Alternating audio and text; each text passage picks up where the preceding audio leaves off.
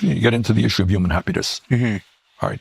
These guys sit in Wall Street. They get up, 4 o'clock in the morning to see what the stock market is in Japan, and they make zillions of dollars doing crap. I mean, what's the usefulness of this? So Bernie Sanders pulled up on Andrew Schulz's show, right? They chopped it up about a bunch of stuff, but this part right here, they get into U.S. culture and start breaking down what jobs actually matter in the grand scheme of things. We're about to run a few clips of Andrew and his crew going back and forth with Bernie, and I'm going to give you my take too. Just some straight talk, no fluff. Culturally, what Trump represents to me, he lies all of the time. He is interested in himself and more money. And almost what bothers me is that is the kind of culture that we advertise to young people. This is the world. If you lie and you cheat and you steal, you too someday can be a multi-billionaire. Is that where we want to go as a nation? And what's the alternative? I think the most important question is, what do we want as Americans? And I think it is hard to, I think the way that we teach it in school is that people came here for freedom. And I think if we were being more honest, I think people came here for money. And I think it was freedom from a lack of opportunity. There was freedom from oppression. Otherwise, my mother is an immigrant. But I think... Where did your mom come from? Scotland. So, she didn't have maybe a lot of opportunity. Stopped going to school at 15 years old, came here to America, started a dance school, and she had immense success here, teaching dance lessons in New York City. Who would have thought? But I think the reality is that opportunity. I think Akash's family also came here for financial opportunity. My family as well. Exactly. And I think it's very hard to tear that away. I think that the fuel of the American machine is this idea, the delusional hope that one day we'll all be millionaires. All right. But is I don't know if that's right, but I think that is. Look, I think this city is what the melting pot city in a sense, where my father came from Poland. He dropped out of school at 14. Yeah. He came here at the age of 17, really incredible, without any money. All right. And that's the story of millions and millions of families. We all came different ways. But what I'm getting at is, should the goal, and everybody wants to live comfortably, yes, right? Absolutely. Nothing to be ashamed of. You don't have to worry about whether you can pay the electric bill. You want to make sure your kids get an education. All right. But does the culture have to suggest that to be a success, you need to be a billionaire? What I'm getting at is, I'm the former chairman of a committee that deals with all this stuff. So we don't have enough doctors in America.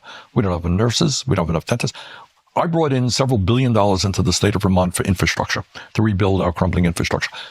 We did that all over America. We don't have enough construction workers who make good money, by the way. You want to be a sheet metal worker, you want to be a welder, you want to be an electrician, you want to be we don't have enough.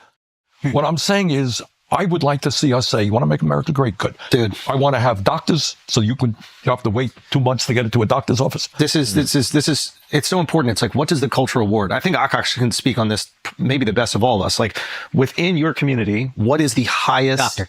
It's doctor. Doctors don't make the most money. There are hedge fund managers that make more money. But if they're in a group, like you speak to, if you're in the family gathering. There's an honor. I get to brag to my parents get to brag to other friends. My son is a doctor. And I don't even know if it's about helping people, but that is the thing. Yeah. And it's not the most lucrative profession. No, it's not. But it garners the most. My dad told me, he was like, "I'm really proud of your success. I'm proud of how far you've come. I want you to know, no matter how famous you get, I would still rather you be a doctor." And so maybe there's a version of that in America where, like, obviously we want financial success, but can we reward some of these other positions as they offer societal utility? Right. And then you go even deeper than that. And that is, then now you're going really deep, you get into the issue of human happiness. All right. These guys sit in Wall Street. They get up, 4 o'clock in the morning to see what the stock market is in Japan, and they make zillions of dollars doing crap. I mean, what's the usefulness of the society? Yeah. And you got a kindergarten teacher here in New York City who is nurturing and making life better for some low-income kid, right? Yeah. Right. Who's doing more important work? I mean, the teacher, without a doubt. Yeah. There's no question. The problem is that we're not rewarding those positions. Right. And if we did reward them, like if it was this great honor to hold these certain positions, which I still do think doctor is, yes. But I think they're few and far between. And first of all, doctors make a lot of money, so let's not act like they don't. But I think they're few and far between positions that don't make a lot of money, but still command immense respect in America. And honestly, I'm right there with Andrew on this one. And Bernie too. We've hit a point where being a teacher ain't just underpaid and stressful. Now it feels like they're straight up under attack. It's not even just about the paycheck anymore. You got folks, especially from the Republican side, out here saying teachers are brainwashing kids, pushing some wild agenda like they're out here turning classrooms into cults or something. Man, college professors do the same thing.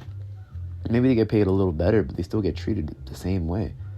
But now they're being labeled as the reasons kids hate America or turn into communists. It's wild to me.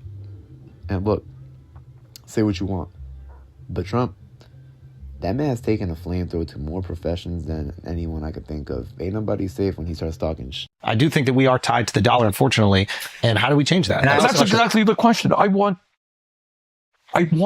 mean, again, getting to it seems to me, you talk to, I'll tell you so, we do a thing in Vermont, it's called the Bernie Buzz. It's a newsletter that goes out. Did an interview with a woman who works in a nursing home. God knows what she makes. It's not a lot of money. Okay. Mm-hmm. And she talked about her satisfaction helping seniors, fixing their hair, the women getting their nails and all that stuff. And the pride. She's a religious woman. Okay. And the pride she had and how she feels good.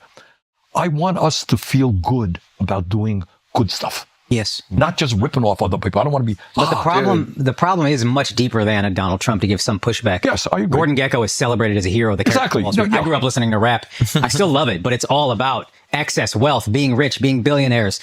It doesn't matter how you get the money. Doesn't matter if it's honorable or not. When we were growing up, there was a million movies about, and there's a lot of criticism for this, but like some teacher who's well off that goes to the hood and really commits to like revitalizing that school, right? And initially the teacher's not accepted, but then the teachers see that, so the kids see that he's like a good or she's like a good force on humanity, and it's really rewarded. I don't think they make those movies anymore. I think it's a bunch of Gordon Gekkos, right? Or every Marvel movie is about, an Elon Musk, character type, which is, Iron Man is Tony Stark. So yeah, the culture is clearly rewarding whatever makes you money. And I don't want us to completely get away from that. I think like success is important. Ingenuity and innovation is important. Absolutely. But there has to be something else that's important. Exactly. That's what I'm saying. So how do we do that? How do we instill that? That's the kind of discussion. Girls got to start sleeping with teachers. This is the kind of discussion we need to have as a country. And it gets back to this thing, this blew me away, this Pew poll about whether you feel better off. And it's like, we got diverted a little bit. It's not just economics, whether you're better off inflation accounted for dollars today than you were 40 or 50 years ago. It's more than that. It's, do you feel part of your community? All right.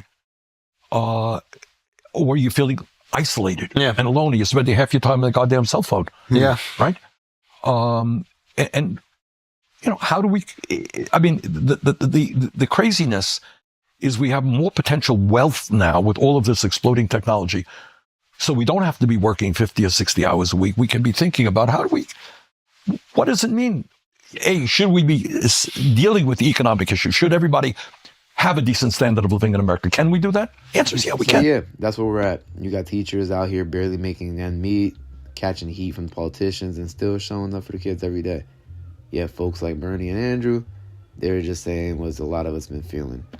End of the day, we got to stop acting like education is the enemy. Because without teachers, without real conversations like this, we ain't got much of a future. Anyways, that's my 2 cents. Y'all let me know what y'all think in the comments. Drop a like, subscribe if you like the video.